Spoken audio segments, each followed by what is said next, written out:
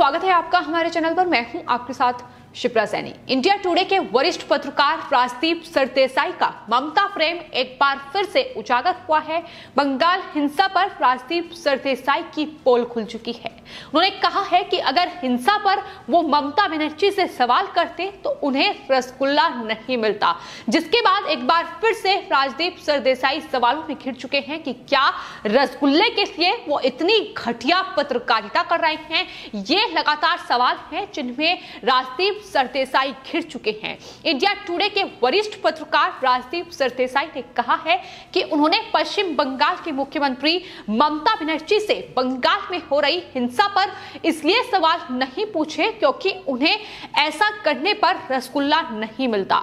दरअसल the Lallan top जो कि एक यूट्यूब चैनल है, उसके संपादक सौरभ द्विवेदी के साथ एक चर्चा के दौरान राजदीप सरदेसाई ने यह बात कही है। आपको बता दें, द लल्लन टॉप के शो नेता नगरी के कार्यक्रम में एक एपिसोड में ममता बनर्जी के दिल्ली दौरे को लेकर चर्चा चल रही थी और उसमें राजदीप सरदेसाई भी जुड़े थे। जब सौरभ द्विवेदी ने राजदीप सरदेसाई से सवाल पूछा कि दरअसल पश्चिम बंगाल में जिस तरह चुनाव के बाद हिंसा हो रही है और बीजेपी कार्यकर्ताओं को टीएमसी के कार्यकर्ताओं द्वारा प्रकट रूप से निशाना बनाया जा रहा है, क्या इसके बारे में ममता बनर्जी के साथ उनका कोई सीधा सवाल जवाब हुआ है।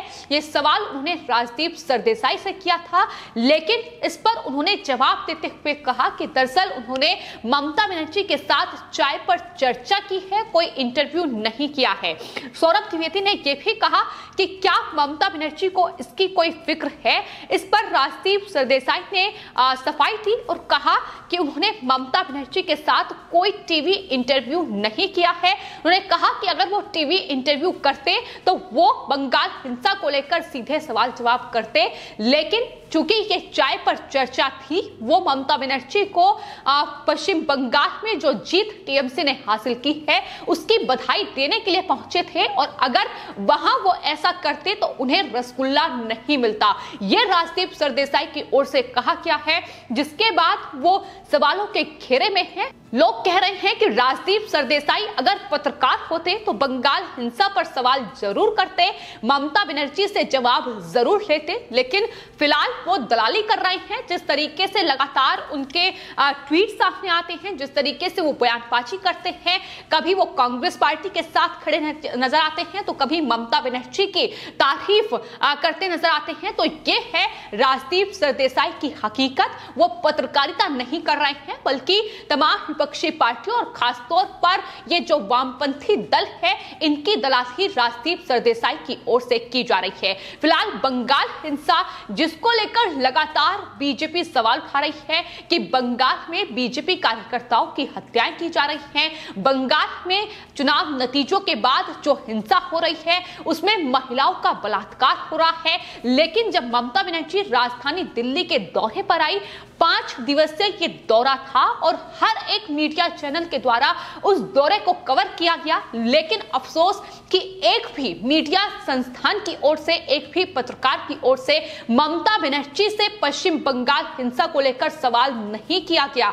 तो ये है पत्रकारिता जो बंगाल हिंसा जिसे नहीं दिख रही है। बंगाल में लगातार लोगों की जान जा रही है, ममता बनर्जी झूठ पर झूठ बोल रही हैं। कलकत्ता हाईकोर्ट में बंगाल हिंसा को लेकर बड़े खुलासे हो रहे हैं। राष्ट्रीय मानवाधिकार आयोग की टीम यह खुलासा कर चुकी है कि बंगाल में कानून का शासन नहीं बल्कि ममता बनर्जी की तानाशाही चल रही है। लेकिन ममता बनर्जी कई बार अपने इस दिल्ली दौरे के दौरान मीडिया से मुखातिब हुई, लेकिन किसी भी पत्रकार के द्वारा ममता बनर्जी से एक भी सवाल नहीं पूछा गया, जो बताता है कि किस तरीके की पत्रकारिता फिलहाल ये तमाम लिबरल पत्रकार कर रहे हैं। और राजदीप सरदेसाई का ममता प्रेम कई बार उजागर हुआ है। ना सिर्फ अभी जब उन्होंने सौरभ द्विवेदी के साथ ये चर्चा की है, आपको बता दें ममता बनर्जी दिल्ली दौरे पर आई थी, उन्होंने कई विपक्षी पार्टियों के नेताओं से मुलाकात की, लेकिन इसके अलावा वो उन करीबियों से भी मिली, फिर चाहे वो पत्रकार हो या बॉलीवुड के लोग हो जो लगातार ममता बनर्जी का साथ देते नजर आए हैं।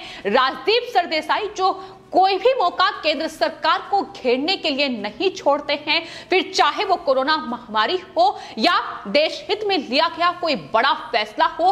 हर एक मौके पर मोदी सरकार पर सवाल उठाए गए हैं उनकी तरफ से। लेकिन अब बंगाल में इतने लंबे समय से हिंसा हो रही है, लोगों की जान जा रही है, महिलाओं के साथ बलात्कार हो रहा है, लेकिन राजदीप सरदेसाई वहां टीएमसी की जीत का जश्न मना रहे हैं, ममता बनर्जी के साथ चाय पर चर्चा कर रहे हैं। और जब बंगाल हिंसा को लेकर उनसे सवाल किया गया तो उन्होंने ये पल्ला झाड़ते हुए कह दिया कि दरअसल ये कोई इंटरव्यू नहीं था, अगर इंटरव्यू होता तो वो सीधे सवाल जवाब करते।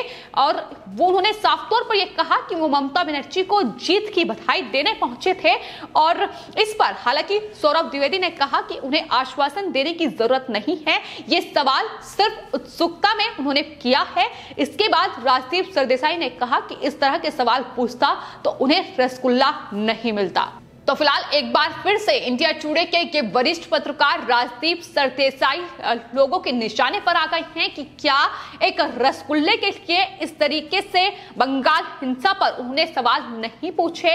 लोग लगातार ये कह रहे हैं कि राजदीप सरदेसाई जो कि अलग अलग इंस्टीट्यूट में जाकर छात्रों को पत्रकारिता के सिद्धांत पढ़ाते हैं, लेकिन खुद कितने खोखले पत्रकार हैं ये लगातार उनके बयानों में साफ तौर पर झलकता है। फिर चाहे वो किसान आंदोलन के वक्त झूठी रिपोर्टिंग करने का मामला हो, पुलिस पर झूठे आरोप पड़ने का मामला हो, या फिर जिस तरीके से बंगाल में विधानसभा चुनाव हुए और लगातार ममता बनर्जी की ओर से घटिया बयानबाजी की गई और प्रधानमंत्री से लेकर गृह मंत्री को बाहरी बताया गया, उस वक्त भी राजदीप सरदेसाई का एक भी ट्वीट सामने नहीं आया। लेकिन जैसे ही 2 मई 2021 को पश्चिम बंगाल में चुनाव नतीजे सामने आए और चुनाव नतीजों की कवरेज के दौरान राजदीप सरदेसाई ने टिप्पणी करते हुए यह कहा था कि तृणमूल कांग्रेस बंगाल में जीत जाती है तो उसे कांग्रेस को रसगुल्ले का ट्रीट देना चाहिए। ये तब उनकी तरफ से कहा गया था। उन्होंने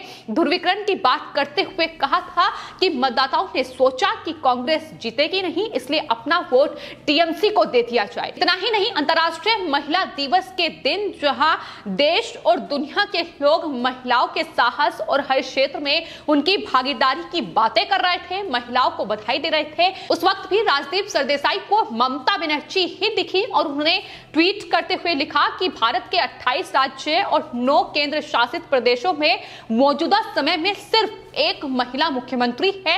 हमें राजनीति और समाज में महिला सशक्तिकरण के लिए काफी लंबी दूरी तय करनी है। यह राजदीप सरदेसाई का ट्वीट था, जिसके बाद लोगों ने उन्हें ट्रोल करना भी शुरू किया कि दरअसल मुख्यमंत्री का चुनाव देश की जनता करती है, राज्य की जनता करती है। तो ऐसे में राजदीप सरदेसाई उस वक्त भी घिरे थे और तमाम ऐसे मुद्दे रहे हैं जिनको लेकर उनके झूठे ट्वीट भी सामने आए हैं। हालांकि उन ट्वीट पर बाद में वो घिरते भी नजर आए हैं, कई ट्वीट को डिलीट भी करना पड़ा है। तो ये है राजदीप सरदेसाई जो खुद को एक वरिष्ठ पत्रकार बताते हैं, लेकिन पत्रकारिता की आड़ में किस तरीके से ये राजनीतिक दलों के साथ और खासतौर पर टीएमसी ममता बनर्जी के साथ खड़े नजर आए हैं, ये किसी से भी छिपा नहीं है। अगर बंगाल जाते हैं तो ममता बनर्जी के साथ इनकी मुलाकात होती है, कोई इंटरव्यू नहीं होता है, लेकिन जीत की बधाई हो या फिर मुलाकात का दौर हो, वो लगातार ममता बनर्जी के साथ देखने को मिला है। और एक बार फिर से बंगाल में इस वक्त जो हिंसा हो रही है, जिस पर लगातार सवाल उठ रहे हैं कि आखिर क्यों मीडिया चैनल्स इस बंगाल हिंसा को नहीं दिखा रहे हैं, आखिर क्यों इन मीडिया चैनल्स को वहां बंगाल में जिस तरीके से महिलाओं का उत्पीड़न हो रहा है, वहां दलितों को निशाना बनाया जा रहा है और वहां जो लोग हैं वो कहीं ना कहीं पलायन करने पर मजबूर हो रहे हैं, इतना डर और भय उनमें फैलाया जा रहा है। लेकिन ये लिबरल पत्रकारों का गैंग है जो इस पर पूरी तरीके से चुप्पी साधे बैठा हुआ है। और यही गैंग जब अगर सरकार की ओर से कोई देश हित में फैसला लिया जाता है, अगर किसी पर बड़ी कार्रवाई होती है, अगर किसी देशद्रोही पर बड़ी कार्रवाई होती है, तो इनके लिए मानवता सर्वोपरि हो जाती है।